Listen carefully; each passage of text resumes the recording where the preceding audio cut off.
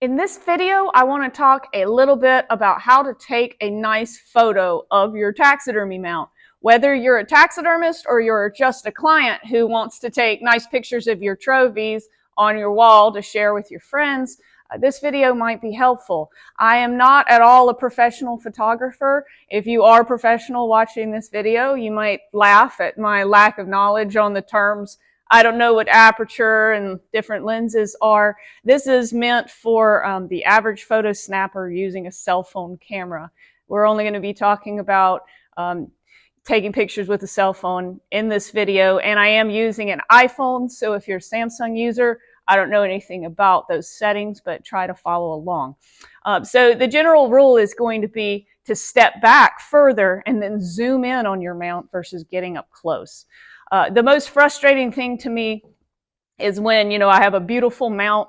It looks great in person. The customer comes, they're super happy with it.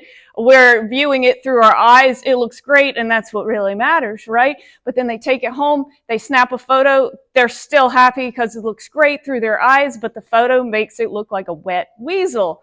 And then they may choose to send that to all their friends, post it online, and tag me in it, and it doesn't look anything like the mount looked. And then, people will be like, that deer has a skinny neck, or that's a wiener bobcat, when really it's all in the photo. It's not that I have to try to make my photos look better than real life. You'd be amazed at what a struggle it is to just bring a photo to the point where it looks like what your eyes are perceiving. I'm going to take some screenshots, or it's called screen view, of what I'm looking at. I'm going to show a couple different mounts, and you'll see exactly what I'm saying. But I hope this will help y'all with your photography, because so many times online I see mounts that I know are very high quality taxidermy mounts, but they look real sickly in the pictures, and that's no fair to the taxidermist. So take a look at this, and I hope this will help you out. This is the difference in me taking the picture here and zooming in, or taking the picture like this. All right, here we are in my shop, and we're going to use this example on a deer head. This is a pretty nice 21-inch deer, nice average size, thick-necked deer. So the way I want to take a picture is to step back. I'm pretty far back in my shop. I'm probably 10 feet away from this deer head right now, and I want to use my fingers to zoom in. And look how nice and full he looks if we were to take that picture right now. This looks good. Now, what if I was to step forward, take my zoom all the way out, and now I'm stepping forward, and I'm right up on him? Well, look how that changes the perception of him. How many photos of deer on the wall do you see and they look like this? Let's get a nice view of that skinny looking neck, right? It's crazy how this changes. I don't like the way this looks at all.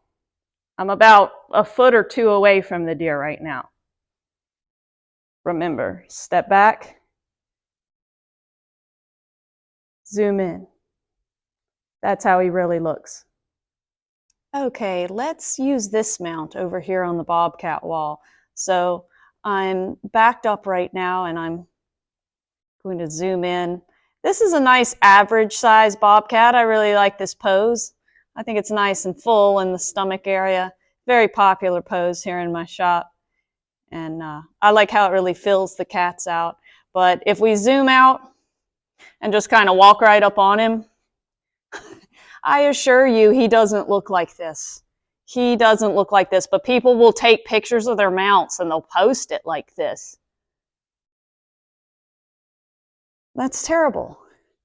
That completely changes the entire look of it. And trust me, he looks like this through our own human eyes. Always step back and zoom in and take a picture.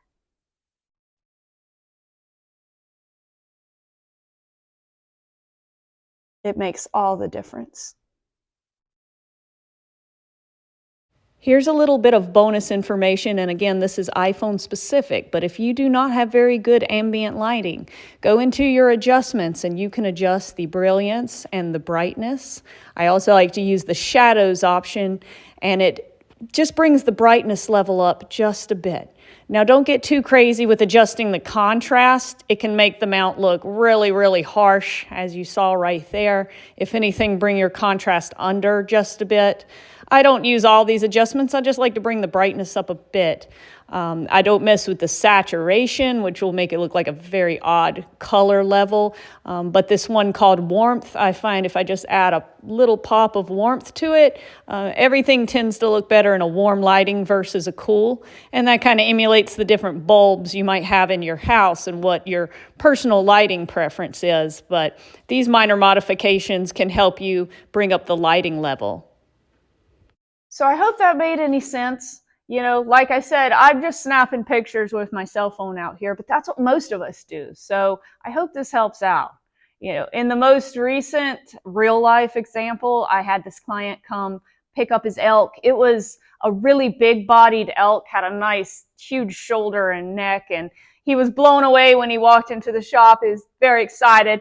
And luckily I took a couple photos of it while it was here in the shop, because here's the photo I provided him and what I posted on my page.